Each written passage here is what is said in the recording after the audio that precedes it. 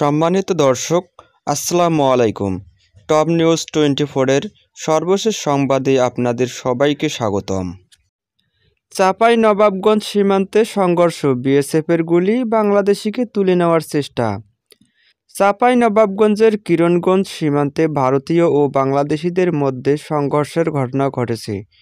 শনিবার বেলা 11টার দিকে এই ঘটনা ঘটে। এ ঘটনায় সীমান্তের উভয় পাশে অতিরিক্ত বিজিবি ও বিএসএফ মোতায়েন করা হয়েছে। স্থানীয়রা জানান, ভারতীয় সীমান্তের কাঁটাতারের বেড়ার পাশে গাছ কাটতে গেলে বাংলাদেশিদের সঙ্গে বাকবিতণ্ড হয়। এক পর্যায়ে দুপক্ষের মধ্যে সংঘর্ষ বাধে। পরে বিএসএফ বাংলাদেশিদের উপর গুলি চালায় এবং বাংলাদেশিদের তুলে নেওয়ার চেষ্টা করে।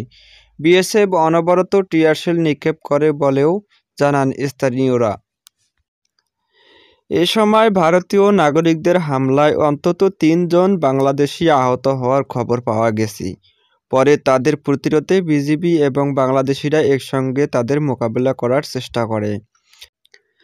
স্থানীয় বিনোদপুর ইউনিয়ন পরিষদের ইউপি সদস্য মোহাম্মদ বাদশা বলেন, বিএসএফের সদস্যরা অবৈধভাবে বাংলাদেশে ঢুকে আমাদের এলাকার আম গাছের ডালপালা কেটে দিয়েছে। পরে বিজিবি ও স্থানীয়দের মুখোমুখিতে তারা ডালপালা ফেলে চলে গেছে। সীমান্ত এলাকায় উত্তেজনা বিরাজ করছে। এতে ৩ বাংলাদেশি আহত হয়েছেন। ভারতীয়দের হাঁসুয়ার আঘাতে আহত হয়েছেন বিনোদপুর ইউনিয়নের কালীগঞ্জ নামটলা এলাকার যুবক মেজবাউল হক। তিনি বলেন, তিনি সহ মোট ৩ জন আহত হয়েছেন। অন্তত ২ জনের মধ্যে বিশ্বনাথপুর গ্রামের মোহাম্মদ রনি ভারতীয়দের ছোড়া পাথরের আঘাতে, মোহাম্মদ ফারুক আশুয়ার আঘাতে আহত হয়েছেন।